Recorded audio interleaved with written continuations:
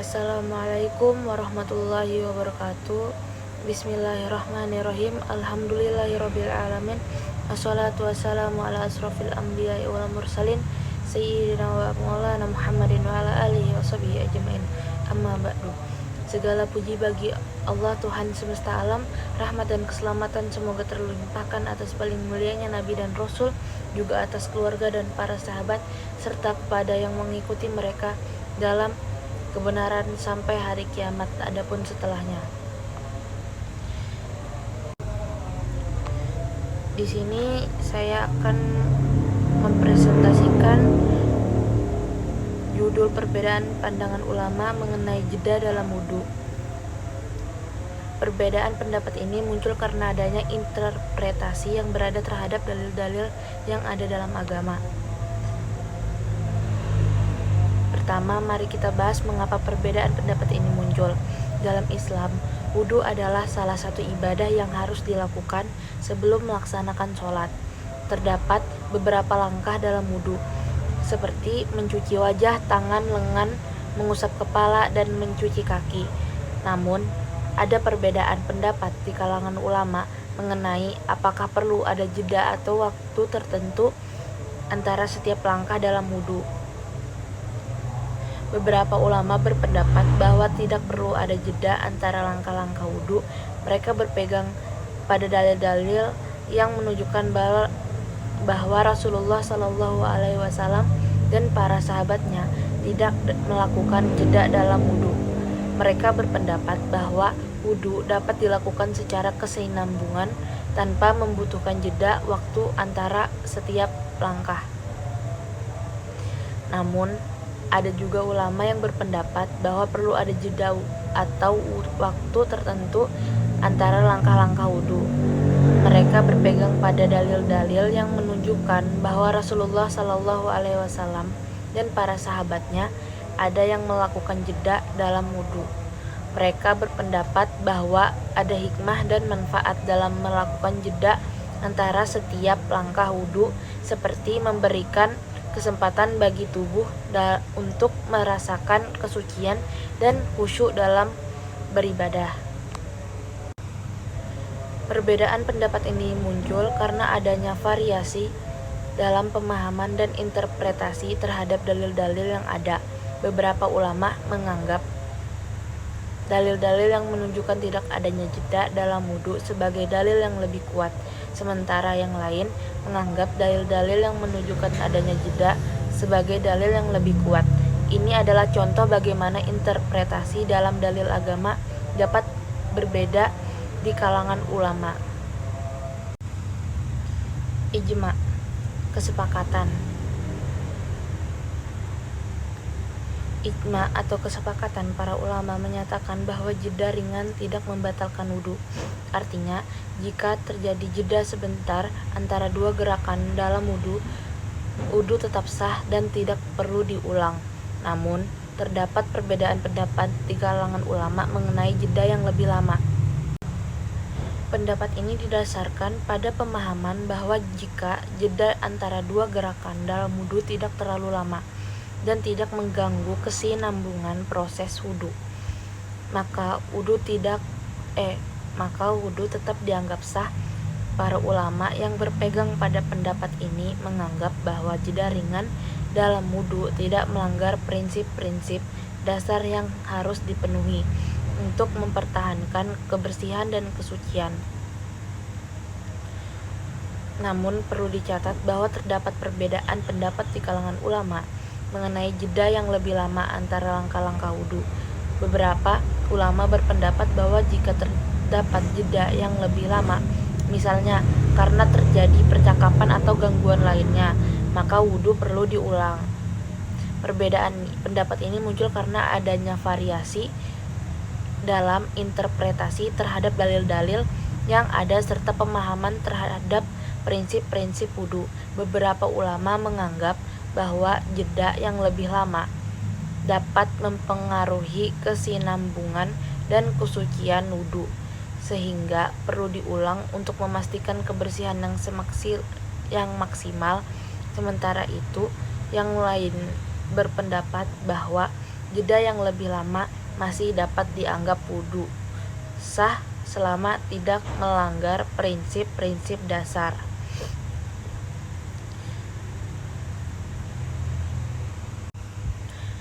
Slide 4, pendapat yang menyatakan jeda lama membatalkan wudu. Ada sejumlah ulama yang berpendapat bahwa jeda yang lebih lama, misalnya jeda yang terjadi antara dua gerakan wudu dalam waktu yang cukup lama, dapat membatalkan wudu.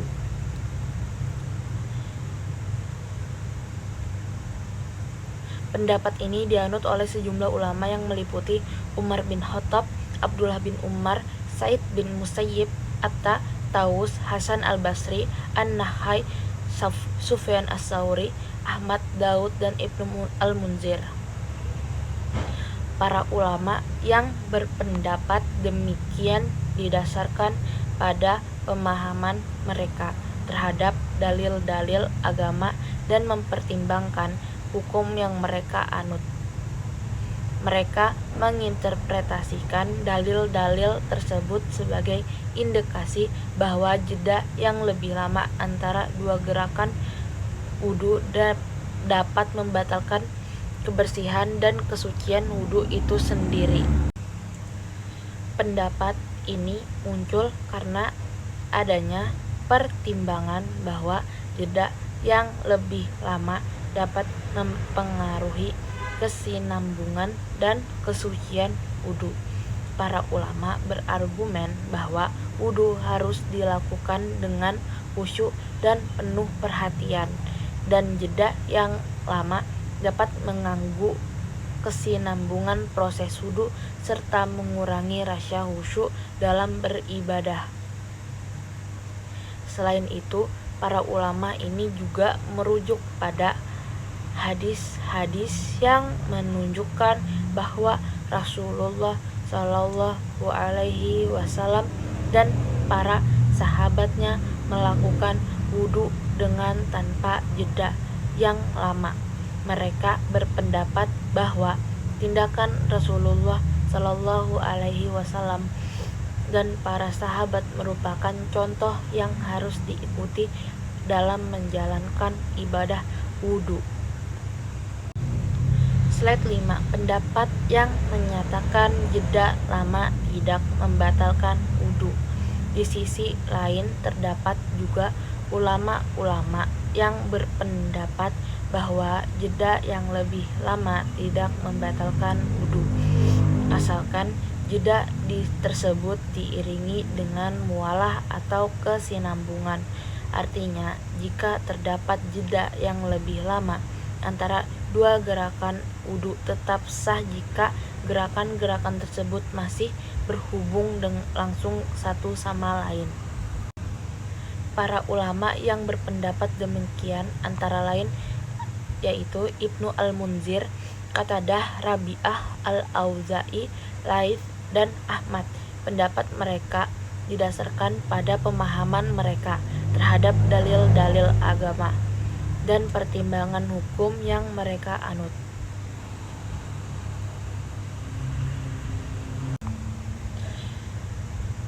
Para ulama ini berargumen bahwa jika terdapat jeda yang lebih lama antara gerakan wudu tetap sah jika gerakan-gerakan tersebut masih berhubungan langsung satu sama lain.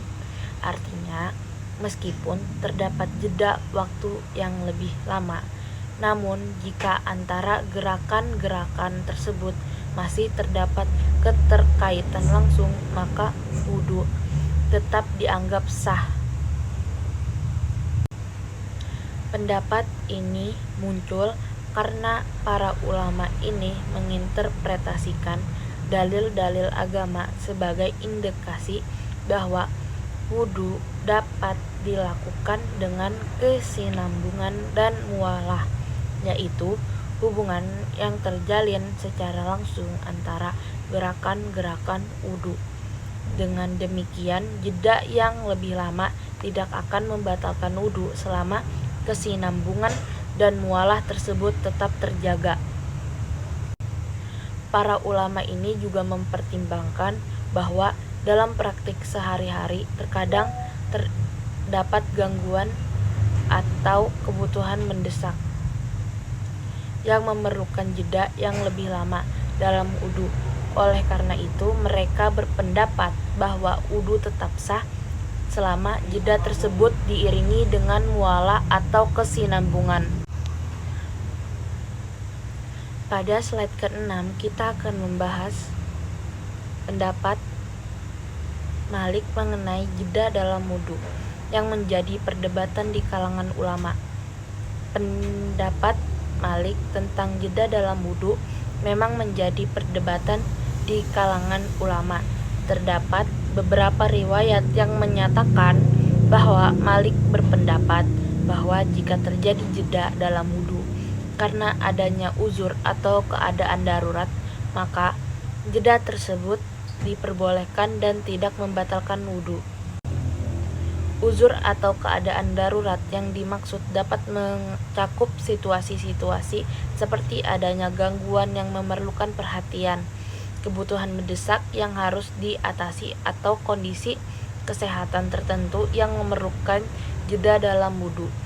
Dalam situasi-situasi tersebut, Malik berpendapat bahwa jeda yang terjadi tidak membatalkan wudu, tetapi tetap dianggap sah selama dilakukan dengan niat yang ikhlas dan tetap menjaga kesucian wudu. Namun, dalam riwayat-riwayat lain juga terdapat pendapat yang berbeda mengenai pandangan Malik terhadap jeda dalam wudu. Beberapa ulama berpendapat bahwa Malik sebenarnya melarang jeda dalam wudu secara umum tanpa memperhatikan adanya uzur atau keadaan darurat. Mereka berargumen bahwa Malik menganggap bahwa jeda dalam wudu dapat membatalkan kebersihan dan kesucian wudu itu sendiri, kecuali jika terdapat uzur atau keadaan darurat yang membenarkan jeda tersebut. Perdebatan mengenai pendapat Malik ini muncul karena variasi dalam interpretasi terhadap riwayat-riwayat yang ada. Beberapa ulama menganggap bahwa riwayat-riwayat yang menyatakan pendapat Malik diperbolehkan jeda dalam wudu harus dilihat dalam konteks uzur dan keadaan darurat, sementara yang lain menganggap bahwa larangan jeda dalam wudu berlaku tanpa memperhatikan situasi atau kondisi khusus. Pada slide ke-7, kita akan membahas dalil yang mewajibkan mualah atau kesinambungan dalam wudu. Beberapa ahli fikih yang mewajibkan mualah dalam wudu mengacu pada hadis dari Khalid bin Ma'dan.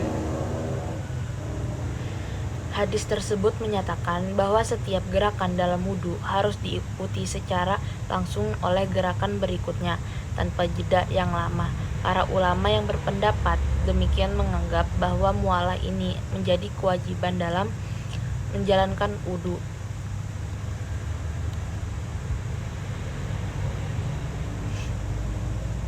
Dalil ini menjadi landasan bagi para ulama yang berpendapat bahwa jeda yang lebih lama dapat membatalkan wudu. Mereka berargumen bahwa hadis ini mengindikasikan pentingnya menjaga kesinambungan dalam wudu dan melaksanakan gerakan-gerakan wudu secara berurutan tanpa adanya jeda yang lama. Para ulama yang mewajibkan mualah dalam wudu menginterpretasikan hadis ini sebagai petunjuk bahwa setiap gerakan dalam wudu harus dilakukan secara berurutan dan langsung tanpa adanya jeda yang lama. Mereka berpendapat bahwa jeda yang terlalu lama antara gerakan-gerakan wudu dapat mempengaruhi kesinambungan dan kesucian wudu itu sendiri. Pendapat ini juga sejalan dengan prinsip-prinsip kesempurnaan dan khusyuk dalam ibadah. Para ulama yang mewajibkan mualah dalam wudhu menganggap bahwa menjaga kesinambungan dalam wudhu dapat membantu memperkuat konsentrasi dan perasaan khusyuk sehingga meningkatkan nilai spiritual dari ibadah wudhu itu sendiri. Pada slide ke-8, kita akan membahas dalil yang tidak mewajibkan mualah dalam wudhu. Beberapa ulama berpendapat bahwa mualah atau kesinambungan dalam wudhu tidaklah wajib. Para ulama yang berpendapat demikian mengacu pada perintah Allah Subhanahu wa Ta'ala dalam Al-Quran yang menyebutkan bahwa kita harus membasuh anggota wudhu seperti wajah, tangan, lengan, kepala, dan kaki. Mereka berargumen bahwa dalam Al-Quran tidak disebutkan secara khusus tentang pentingnya menjaga kesinambungan atau mualah dalam wudhu. Oleh karena itu, mereka berpendapat bahwa mualah tidak wajib dalam wudhu. Selain itu, para ulama yang tidak mewajibkan mualah dalam wudhu juga mengutip atsar sahih dari Malik. Atsar tersebut menyatakan bahwa Ibnu Umar radhiyallahu anhu, salah seorang sahabat Nabi, melakukan wudhu dengan jeda yang lebih lama antara gerakan-gerakan wudhu tanpa memandangnya sebagai pembatal wudhu. Mereka mengambil contoh ini sebagai indikasi bahwa jeda yang lebih lama dalam wudhu tidak membatalkan kebersihan dan kesucian waktu itu sendiri. Pendapat ini juga memandang bahwa prinsip dasar dalam wudhu adalah membasuh anggota wudhu dengan benar tanpa memandang jeda waktu antara gerakan-gerakan tersebut. Mereka berpendapat bahwa yang penting adalah melaksanakan gerakan-gerakan wudhu dengan cermat dan memastikan bahwa setiap bagian tubuh yang harus dibasuh sudah terkena air dengan baik. Perlu diingat bahwa perbedaan pendapat dalam hal ini adalah bagian dari kekayaan tradisi keilmuan Islam.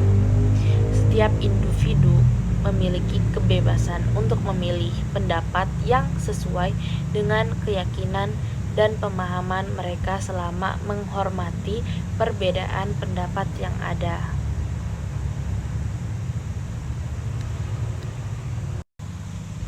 Perbedaan pandangan ulama mengenai jeda dalam wudhu adalah hasil dari interpretasi yang berbeda terhadap dalil-dalil agama yang berkaitan dengan wudhu. Beberapa ulama berpendapat bahwa jeda antara gerakan-gerakan wudhu seharusnya minimal atau bahkan tidak diperbolehkan. Sementara yang lain berpendapat bahwa jeda yang lebih lama masih dapat diterima selama kesinambungan atau mualah antara gerakan-gerakan tersebut tetap terjaga. Para ulama yang menekankan pentingnya menjaga kesinambungan dalam wudhu berargumen bahwa wudhu harus dilakukan dengan penuh konsentrasi dan perhatian. Jeda yang terlalu lama dapat mengganggu kesinambungan dan kesucian wudhu, sehingga dapat mempengaruhi nilai spiritual dan maksud dari ibadah tersebut. Mereka menginterpretasikan hadis-hadis dalil dalil agama sebagai bentuk petunjuk bahwa wudu harus dilakukan dengan urutan yang benar, tanpa adanya jeda yang lama antara gerakan-gerakan wudu. Dalam pandangan mereka, mualah atau kesinambungan dalam wudu adalah kewajiban yang harus dipenuhi oleh setiap muslim. Namun perlu diingat bahwa perbedaan pandangan dalam hal merupakan hasil dari kekayaan tradisi keilmuan Islam. Dari kitab Al-Majmu' Syarah Al-Mahzab ini itu disebutkan sebelumnya bahwa jeda ringan tidak membatalkan wudu berdasarkan ijma, sementara jeda lama menurut pandangan yang kuat dalam mazhab kami tidak membatalkan. Pendapat ini dikemukakan oleh Umar bin Khattab dan putranya Abdullah, Sa'id al-Musayyib, Atta, Taus, Hasan al-Basri, dan lainnya sudah saya sebutkan tadi di awal. Ini sekelompok ahli fikih berpendapat membatalkan dan wajib diiringi satu sama lain secara langsung. Mualah langsung ke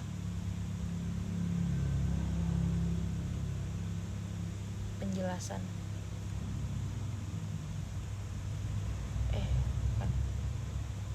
Yang wajib mualah berdalil dengan hadis yang diriwayatkan oleh Abu Daud dan Al-Baihaqi dari Khalid bin Ma'dan dari sebagian sahabat Nabi Shallallahu Alaihi Wasallam bahwa Nabi Shallallahu Alaihi Wasallam melihat seseorang sholat sementara di bagian atas kakinya ada silawan seukuran dirham yang tidak terkena air, lalu beliau memerintahkan untuk mengulangi wudu dan sholat.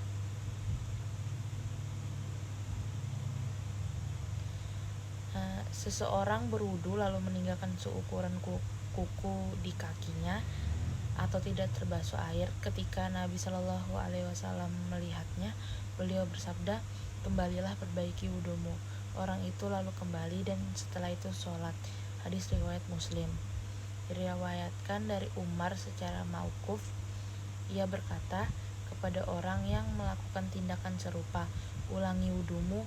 Riwayat lain menyebutkan, "Basuhlah yang engkau abaikan." Bagi yang mewajibkan mualah berdalil dengan perintah Allah Subhanahu wa Ta'ala untuk membasuh anggota wudu, namun ia tidak mewajibkan mualah. Jadi didasarkan pada atsar sahih yang diriwayatkan oleh Malik dari Nafi bahwa ketika Ibnu Umar radhiyallahu anhu berwudu di pasar, ia membasuh wajah, kedua tangan mengusap kepala, lalu dipanggil untuk mensolati jenazah. Ia masuk masjid, kemudian mengusap sepatu. Setelah air wudunya kering, kemudian sholat. Al-Baihaqi berkata, "Atsar ini sahih dari Ibnu Umar masyhur dengan teks seperti ini." Ini adalah dalil yang bagus karena Ibnu Umar melakukannya di hadapan orang-orang yang hendak mensolati jenazah, tapi tidak seorang pun mengingkarinya. Tanggapan atas hadis Khalid bahwa hadis ini sanadnya lemah, sementara hadis Umar tidak ada petunjuk untuk masalah ini. Atsar dari Umar terdapat dua versi riwayatnya, salah satunya menganjurkan dan lainnya membolehkan. Wallahu a'lam. Maha suci Engkau ya Allah, dan dengan memujimu aku bersaksi bahwa tidak ada Tuhan yang berhak disembah kecuali Engkau. Aku meminta ampunan padamu dan bertobat kepadamu. Maka ditulis dengan lembaran kulit, kemudian disegel dengan berbagai segel, tidak dibuka hingga pada hari kiamat. Penjelasan hadis Umar radhiyallahu anhu diriwayatkan oleh Muslim dan pemilik kitab Sunan. Hanya saja dalam Al-Muhadzab terdapat beberapa perubahan redaksi hadis. Redaksi riwayat Muslim menyebutkan, "Tidaklah seorang di antara kalian wudu lalu bersungguh-sungguh atau menyempurnakan wudhu kemudian membaca, aku bersaksi bahwa tidak ada Tuhan yang berhak disembah kecuali Allah, dan Muhammad adalah hamba dan Rasulnya, melainkan akan dibukakan untuknya 8 pintu surga. Ia memasuki pintu mana saja yang ia kehendaki. Riwayat Muslim yang lain juga menyebutkan, barang siapa wudhu lalu mengucapkan aku bersaksi bahwa tidak ada Tuhan yang berhak disembah kecuali Allah semata, tidak ada sekutu baginya, dan aku bersaksi bahwa Muhammad adalah hamba dan Rasulnya. Dalam riwayat Abu Daud disebutkan juga, tidaklah seorang di antara kalian wudhu lalu memperbaiki wudhunya dan setelah itu mengucapkan aku bersaksi bahwa tidak ada Tuhan yang berhak disembah kecuali Allah semata, tidak ada sekutu baginya, dan Muhammad adalah hamba dan Rasulnya. Niscaya Allah akan membukakan 8 pintu surga yang ia masuki melalui pintu mana saja yang ia kehendaki. Riwayat At-Tirmizi sama seperti yang disebutkan oleh penulis kecuali kalimat tulus dari hatinya. Redaksi ini tidak ada dalam kitab-kitab hadis di atas, tapi itu jelas syarat. Hafiz Abu Bakar Al-Hamizi berkata, kalimat itu tidak terjaga dari sanad perawinya terpercaya. Tambahan kalimat yang disebutkan At-Tirmizi diriwayatkan dari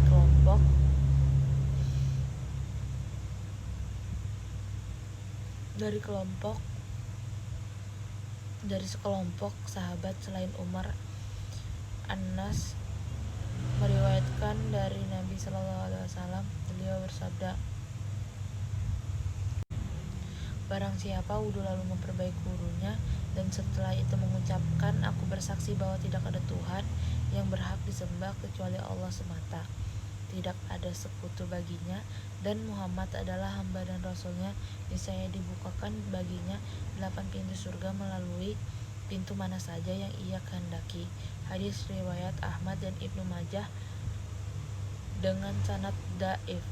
Hadis Abu Sa'id yang disebutkan penulis diriwayatkan oleh An-Nasai dalam kitabnya Amal al-Yaum wa al-Lailah. Sanadnya gharib dhaif. Juga diriwayatkan secara ma'rufu sampai pada Nabi SAW dan mauquf sampai pada sahabat. Pada Abu Sa'id bahwa sanad kecuali riwayat ini dhaif. Disebutkan dalam Sunan Al-Daraqutni diriwayatkan dari Umar dari Nabi SAW, barang siapa wudhu lalu mengucapkan aku bersaksi bahwa tidak ada Tuhan yang berhak disembah kecuali Allah dan Muhammad adalah hamba dan Rasulnya, sebelum berbicara melainkan dosanya di antara dua wudhu diampuni. Namun sanad hadis ini dhaif. Abu Sa'id Al-Khudri dinisbatkan kepada Bani Khudrah, salah satu marga Ansar, namanya Sa'ad bin Malik bin Sinan. Ayahnya Malik adalah seorang sahabat meninggal dunia saat perang Uhud. Abu Sa'id meninggal di Madinah pada tahun 64 Hijriah. Pendapat lain menyatakan pada tahun 74 Hijriah dalam usia 74 tahun. Sabda Rasulullah SAW, tidak dibuka hingga hari kiamat. Maksudnya adalah tidak bisa digugurkan dan dirusak. Para sahabat kami yang lain sepakat bahwa membaca doa tersebut dianjurkan setelah wudhu dan tidak menundanya berdasarkan riwayat Abu Daud dan riwayat lain yang kami sebutkan tadi. Abu Abbas Al-Jurjani dalam kitab At-Tahrir dan Bulghah Ar-Ruyani dalam Al-Hilyah, penulis Al-Bayan dan lainnya menganjurkan membaca doa ini menghadap kiblat. Syekh Nasr Al-Maqdisi berkata, juga disebutkan bersamaan dengan doa ini, semoga salawat terlimpah kepada Muhammad dan keluarga Muhammad. Wallahu a'lam. Terus itu mungkin cukup sampai di sini saja presentasi yang saya tadi bawakan. Semisalnya ada salah kata atau salah penjelasan, tolong dimaafkan, dan kalau bisa dikasih tahu aja nggak apa-apa, bisa ditulis di komentar. Itu saja. Wassalamualaikum warahmatullahi wabarakatuh.